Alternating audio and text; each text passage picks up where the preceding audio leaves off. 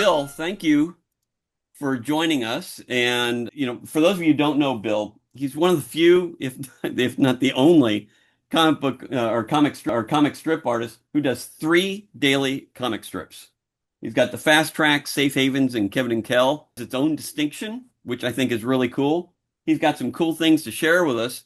Bill and I talked earlier, those some very specific things that we're going to talk about, but before we get into some of the things I know Bill wants to talk about, I've got a couple questions specifically for you, kind of Okay. going way back. When did you want to be a cartoonist? Is that something you always wanted to do? What was kind of the impetus and when did you start kind of Yeah. thinking, "Oh, I want to do this?" Literally since birth, I've just always been drawing and just never stopped. I was copying the comics in the newspapers, especially Charles Schultz. When my mom took me to Disneyland when I was 2 years old, we lived in LA. I came home and she said I started drawing the rides like the teacups. It's just something I've always done. I've always wanted to make it my life. I believe it. I mean, I think a lot of us kind of the same way. I mean, when I was in music class, all I did was draw cartoons on the sheet music. So they Mm. took me out of that. So you mentioned Peanuts. Was that your only or your main inspiration, or what were other early inspirations for you? I got my first Mad magazine when I was 8. And in that initial magazine, there were parodies drawn by Mort Drucker and Jack Davis, and both of them were highly influential on my art style. I would say Schultz influenced me on my writing, but really any kind of cartooning I just devoured. What about now? Who are you reading now, or who's inspiring you now? King Features has launched several new strips that are really exciting. Rosebuds is really interesting. I really am really enjoying that. Suburban Fairy Tales, that's a new one that King Features has lost. I would recommend that. Cool. All right. So you mentioned Peanuts, and I listened to the podcast you were on this past week, which was a great interview. So we're going to duplicate a couple things that came across on that. Yeah. Share it. I love the Charles Schultz story. Tell us that. Well, out in Los Angeles, I was born in Los Angeles, then I moved to the southeast. So my dad worked on the space program, in Huntsville. But I took a trip back to California to visit relatives in 1982. My aunt and uncle lived in Santa Rosa. Of course, I always knew that Charles Schultz also lived in Santa Rosa, but it's like, going to Washington, D.C. and thinking you're going to meet the president or something you think about never happening. So, but I took the trip to Santa Rosa, and they told me I was going to meet Charles Schultz. They had set this up for me to meet him at his coffee shop, and all I had with me were some samples I was doing as a staff artist at the Atlanta Constitution, just spot illustrations, basic stuff. I just had about 5 or 6 samples. So my uncle drives me over there, and there's Charles Schultz waiting for me in his coffee shop at the ice skating rink. And we go to a side room, and he was just very inspiring. He told me to develop a comic strip. A typical syndicate package is 30 strips. And he said, write down, create 30 strips of those, maybe 5 will be funny, but build on those 5 and do 30 more. And then maybe 10 will be funny, and then do 30 more. Now maybe 15 or 20 will be funny, and keep repeating until you got a submission package of 30 strips. And that's essentially what I did during the year of 1982 when I was at the newspaper. And I developed a strip called Winston Lewson. And he was a guy working at an Atlanta coffee shop just out of college. And that got no response whatsoever from the syndicates. But I took that character and I took the situation and just made it a general office strip. And I had that submission ready to go in mid 83, and that was on the fast track. And I sent that to Bill Yates at King Features, and he called me up the next week and said that they were interested. And it came out in March of 1984. Wow. So it's been 42 years you've been doing that strip. Yep. Wow, that's crazy. It's changed a lot. When it came How out, so? the main character was based on myself, a guy named Bob Shirt, but Hmm. it didn't do very well initially. And then I started. I had met my wife Terry around that time, and I was listening to her stories about office politics from a women's standpoint, and that was really interesting. And it was things that really weren't being done on the comics page. So I created the character of Wendy, and she pretty much took over the strip. And for the next 30 years or so, the strip featured Wendy and her husband Art and their two children, Patina and Rusty. And of course, the person that they work for at Fastrack is Rose Trellis, the imperious boss. And during the course of the strip, Wendy and Rose reached a point in their relationship of mutual respect. And I was realizing that I needed a new main character to start off on trying to win Rose Trellis's respect, starting from scratch. And that turned out to be Bethany the Goth. And she's pretty much been the focus of the strip since 2010. It's a great character.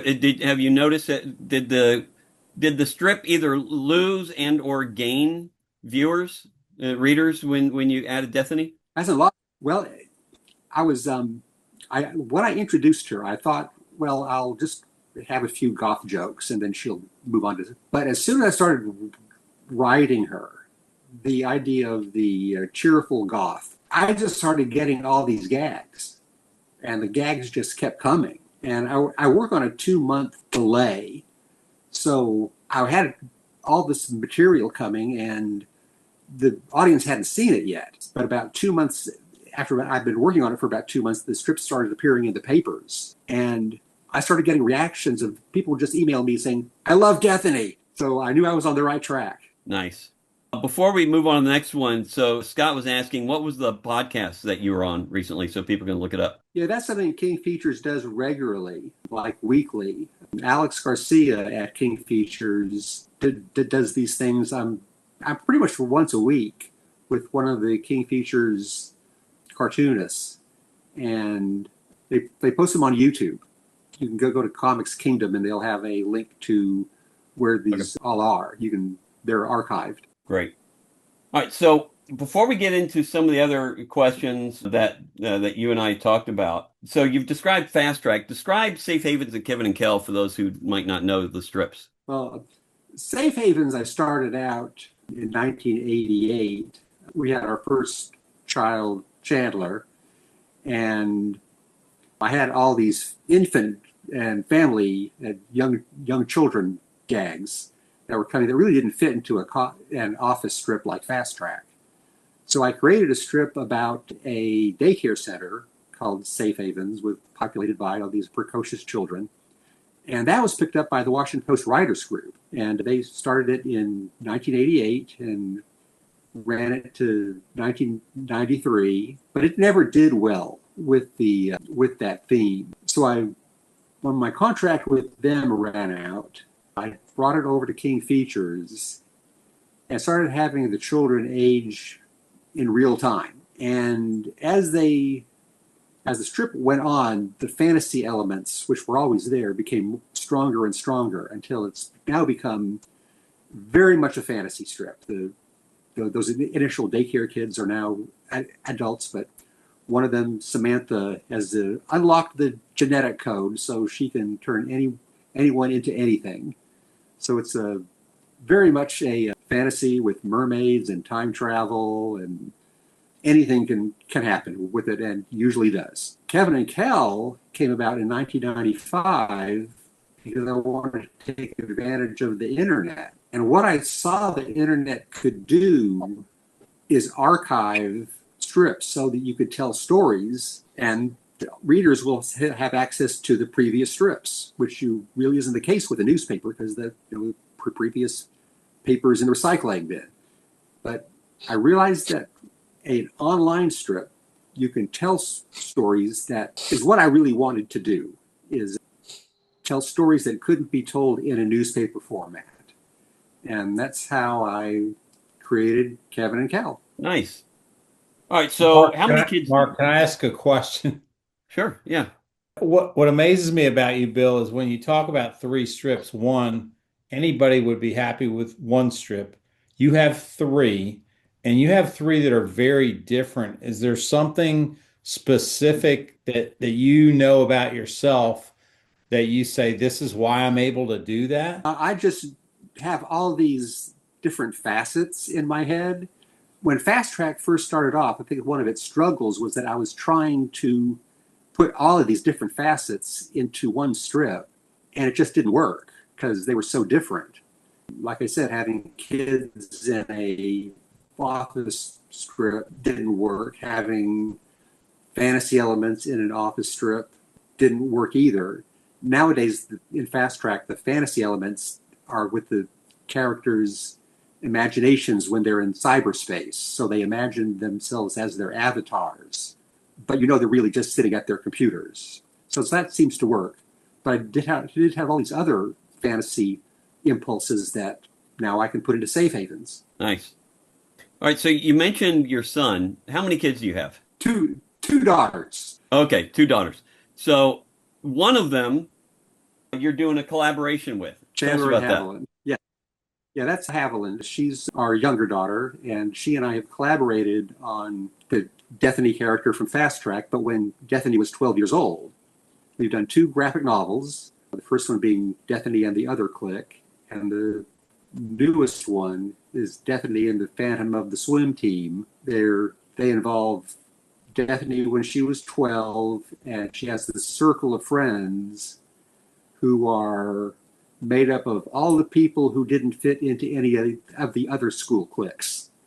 They were the outsiders, so they call themselves the Other Clique. And kind of the first novel is the introduction of that situation.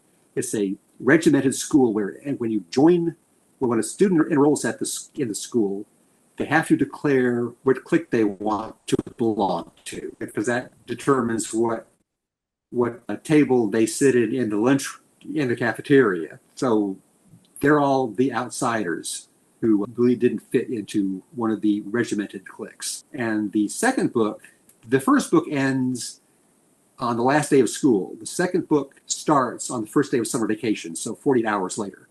And Bethany's friends live in a neighborhood where there's a swim team, and they needed her to join them, or else the team wouldn't have enough swimmers to qualify. So Bethany has to do what she is really uncomfortable doing, which is outdoor sports. And she's terrible at it, but she's doing it for her friends. And in the process of this, she and her friends uncover some local political intrigue which threatens their entire neighborhood, which comes down to one swim meet at the last day of the summer. So that's what happens. And my daughter and I came up with this. We developed the plot just talking and writing, and she contributed a lot of the plot. And then we started drawing it, and she contributes some of the drawings. She does these dream sequences, and you can spot those because they're in color. So it's very much a true collaboration, not a division where one does the writing, one does the drawing. We both came up with the plot, we both developed the story, then we both worked on the drawing. That's really cool. I didn't realize she did that much on it. Does she ever help you with any of your strips? Yeah. No, the strips are all mine. This was the only thing that we collaborated on. That's very cool. I love that. All right, so you've got the three strips, and you've got your graphic novels, and you've got a lot of family around you. So how do you break down? You and I have talked about this, but to let everyone else know, what's your schedule on when you're writing, when you're drawing, which strips you do on what days, and how far in advance are you keeping all your strips? Yeah. Well, my strips are all 2 months ahead. But what I do as far as my work schedule, it's a 3-week schedule. And just as an example, right now this week I'm writing 3 weeks worth of Kevin and Kell material, while drawing up 3 weeks worth of the Safe Havens material I wrote last week. On Monday, I'll start drawing up the Kevin and Kell strips that I'm writing now while writing 3 weeks worth of Fastrack strips. And the week after that, I'll be drawing up the Fastrack strips while writing again for Safe Haven. So it's a 3 week schedule that keeps rolling. Every week I draw 3 weeks worth of one strip and write 3 weeks worth of another strip. So what do you feel is the benefit of not drawing the same week that you're writing? Oh, it's invaluable. It is so important because when I go back to start drawing the strips I've thought of the week before, things can change a lot. I will look at a gag and see that doesn't really work now. I need to rewrite this. It is actually very rare that a strip doesn't change in some fashion. I would not want to just sit down, write a strip, draw it, and send it off. I need to look at it to give it a second look. Yeah, that makes sense. I'll often start working on something and put it aside so my mind is thinking on it in the background, then I come back to it.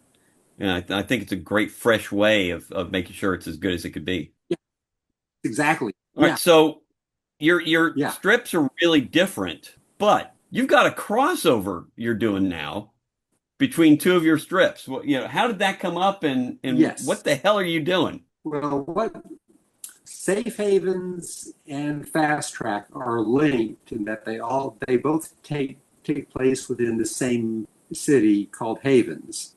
But Safe Havens is 10 years in the future. And what I did about 10 years ago was have a 3-year storyline where the Safe Havens cast went to Mars and back. And the name of the craft the craft was built by Fastrack Incorporated, and the name of the craft they were on is Fastrack 1. And the person at Mission Control was Deathany. But someone reading Fastrack would not know that because it hadn't happened yet. But Wow. now it is happening. Fastrack has caught up to Safe Haven, so now you're seeing the first of the process of the Mars voyage from the perspective of the people at Fastrack. Rose Trellis is financing it. Spoiler alert, it's in order because she wants to build data centers on Mars. But right now they're assembling the team and building the spaceship. So eventually the voyage will take place. But it won't be what happened in Safe Havens. It'll be what happened back on Earth during the Mars mission and all the things that the Mars crew wasn't aware of, which was be a good thing. So you tracked this for 10 years. How long have you known you were going to do the Fastrack with the 10-year difference, and you were going to try to match that up in a real timeline? About 15 years ago. Yeah. Oh my God, Bill. Yeah, That's amazing. All right, Bill, I got to say something. I hope our younger people are not frustrated by this because they're going, I don't know how he did that. So does that mean then that the crossover is not between both strips? It's characters from Safe Havens are just in Fastrack? Yeah. And how long is this crossover going to happen? A lot of that's going to depend on how the gags come out. I could cut it shorter. I could make it longer. It really all depends on how the material goes. I pay a lot of attention to audience reaction. If something happens that people really respond to, I'll lean into that. If something happens that it just gets crickets, I'll just end that and move on. Now, I don't know if you're aware of it, but there's a TV series, a streaming series, that's kind of doing the same thing that starts up at the end of this month. So on Apple, one of my favorite shows on Apple is For All Mankind, right? It's a re-envisioning of the space race between the US and Russia, but on the show, Russia gets to the moon first. Yeah. Well, at the end of this month, there's Star City, which is the Russian version of NASA. So they're starting a series now from the Russian viewpoint of it. and they're going to tell the whole story from Rush's viewpoint. Mm-hmm. So it's very similar because now we're seeing the fast track version of what you did 10 years ago. I think it's awesome, but it could also be something you Yeah, could maybe there's some promotional yeah, opportunities for you there. yeah. Well, that's true. I wasn't aware of the new series coming out. I had watched the old one, but yeah, that's an interesting show. It's because it isn't just the space program. It involves how politics changed. It would have changed. Yeah. I found it fascinating. Yeah, me too. Absolutely. All right, so you've got a whole bunch of books coming out, some recent and some still coming. So tell us about your new books. Yeah. Well, every year I try to put out a 1 year collection of all three strips. So I just debuted the latest Safe Havens collection in Nashville.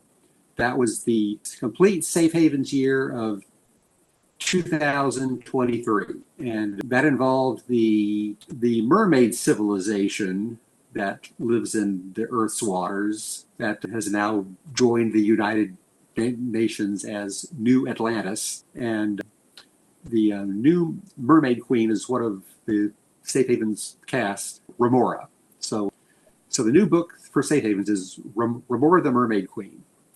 The latest Kevin and Kell book is going to be debuted in July, and that's called Shell Game. And I inked the cover last weekend, and I'll be coloring the cover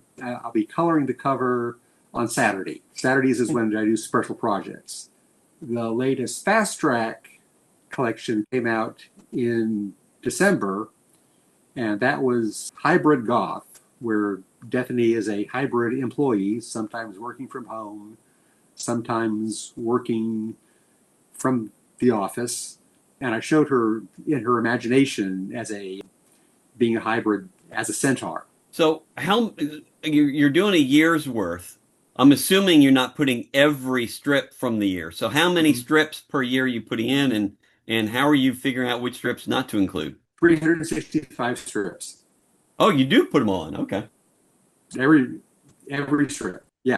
Very cool. Yeah. All Starts right. with So January 1st, ends with December 31st. So you've got you're syndicated.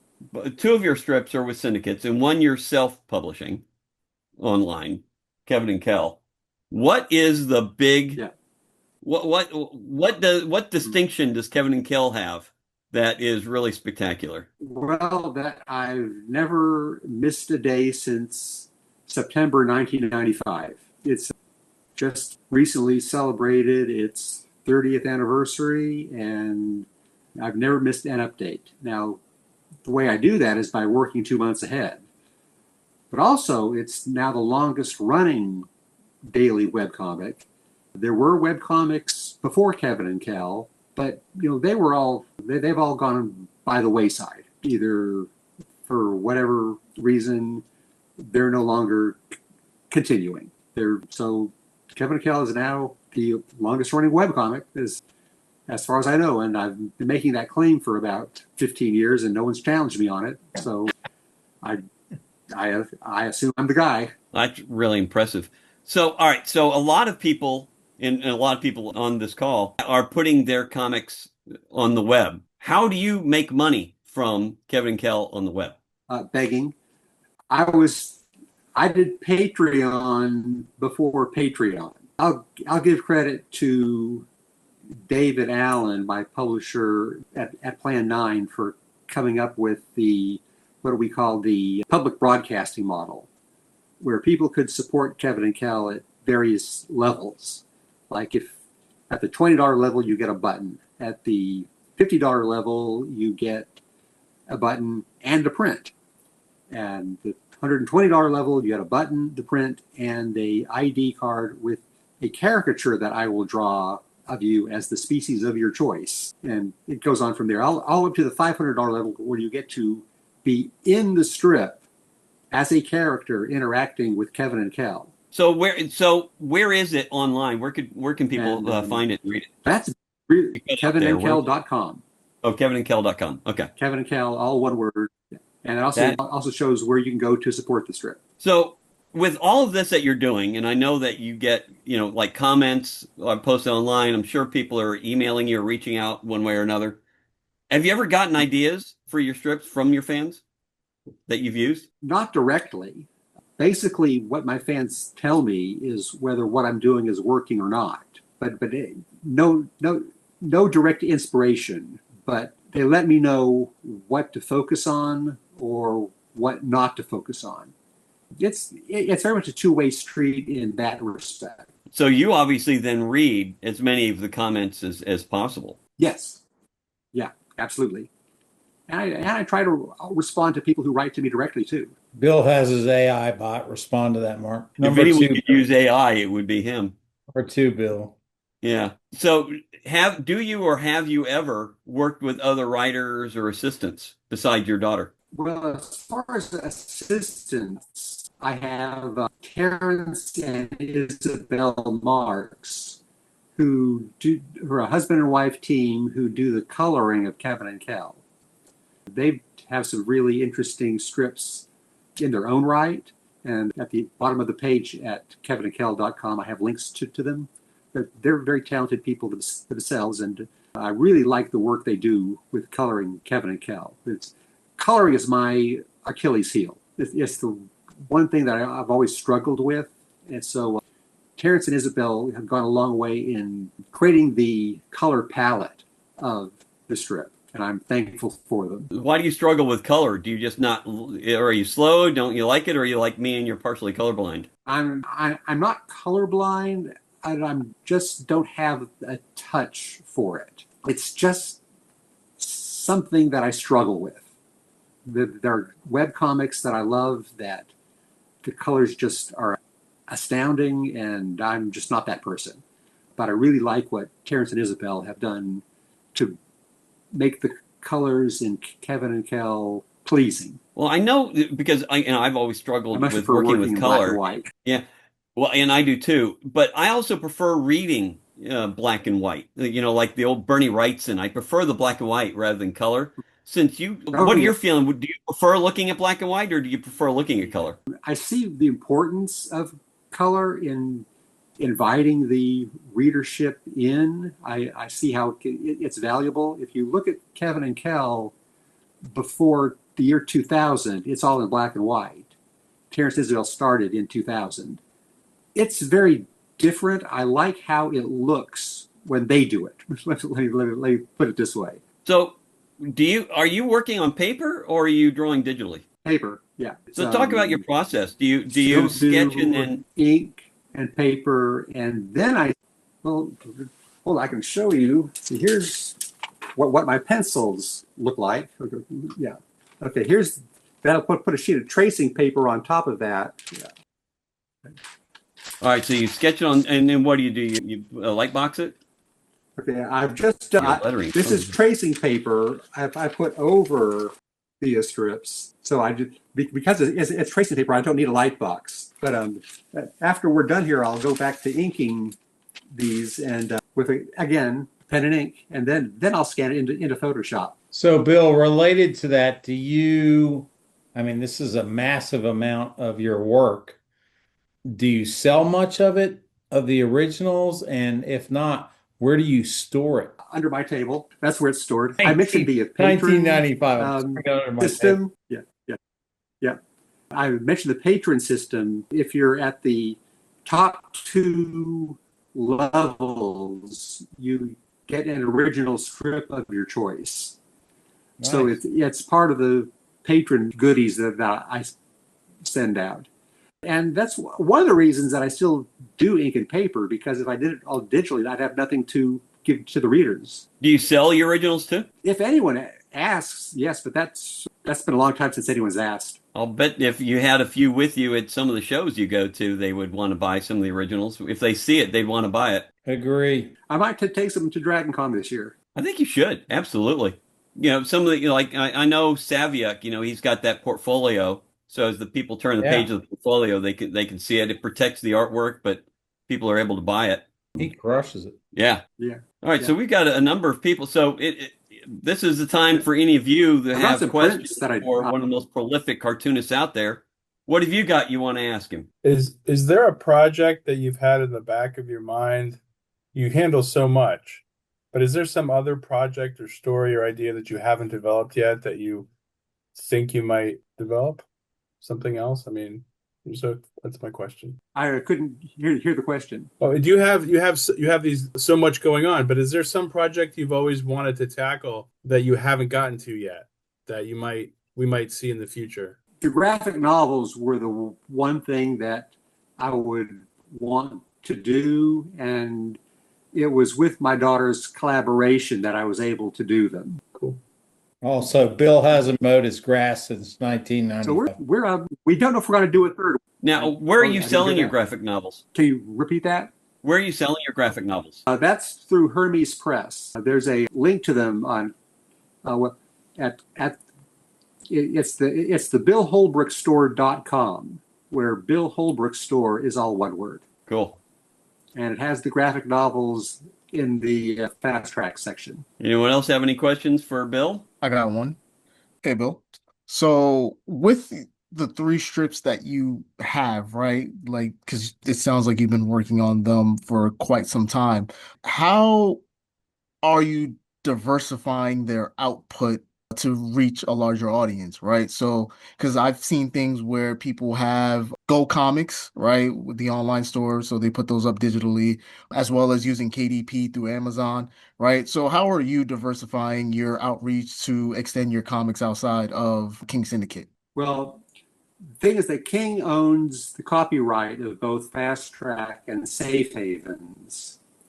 So they handle everything to do with the distribution of those two strips. Kevin and Kell I own, so I have more leeway.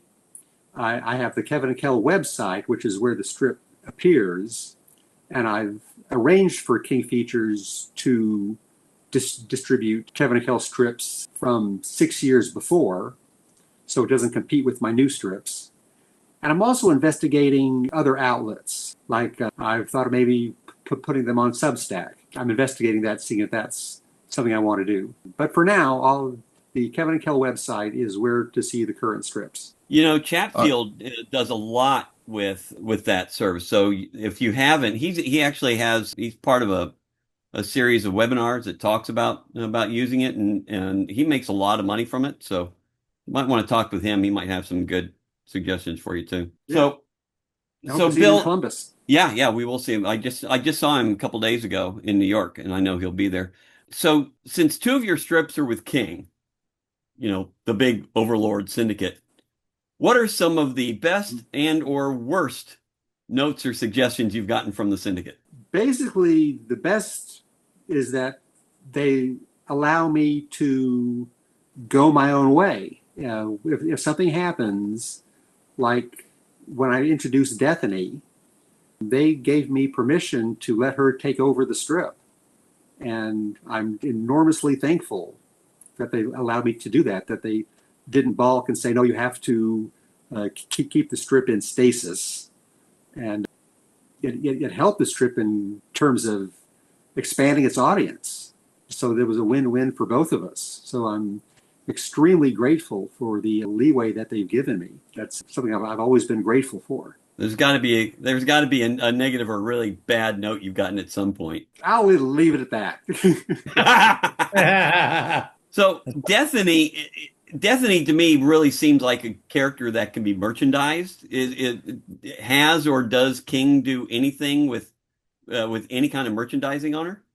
Yeah, last year they had a whole fleet of Destiny merchandise.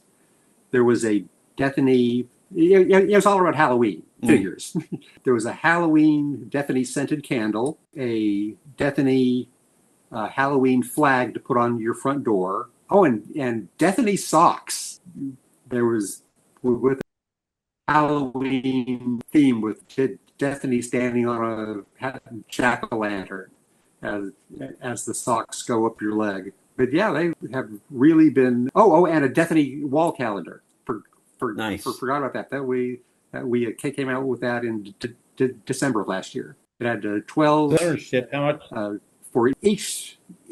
Bill, based on ownership, how much control do you have over your ability to make money off of that merch side? It's been a pleasant collaboration. I Good, really like what they've done, and I look forward to doing more of it. good. I would assume I all mean, that's they dictated basically in the leave it up to contract. me what the images look like. Because yeah, and it's the standard syndicate contract of splitting it 50-50. Nice. That's pretty good. Anyone else have any other questions for the maestro? All right. Well, Bill, this is awesome, which is nice because you and I've talked a lot over the years, but I learned stuff I didn't know about you in Well, this thank you. trip. So Yep. this was great. Thank you so much for taking the time and sharing all that with us. Hey, Bill, the other observation I was going to make was, we've tried to Well, get these thank meetings to you. grow, and this is the most people that we've had in months. And I think that's directly related to if you look like some of the people like Bucky and others that have joined Oh, outside of the region, this is what people want to hear about. So thanks for doing it. Yeah, that's one of the reasons I recorded it because I yeah. wanted to make sure more Oh, people see it, and then plus, this hopefully is. we'll. I mean, Yeah, this has been great. All right, I'm going to stop the recording and I'll share this, but we can continue just kind of hanging out. And well, it's nice to so, hang out thank you with my again, Bill. friends. Cool.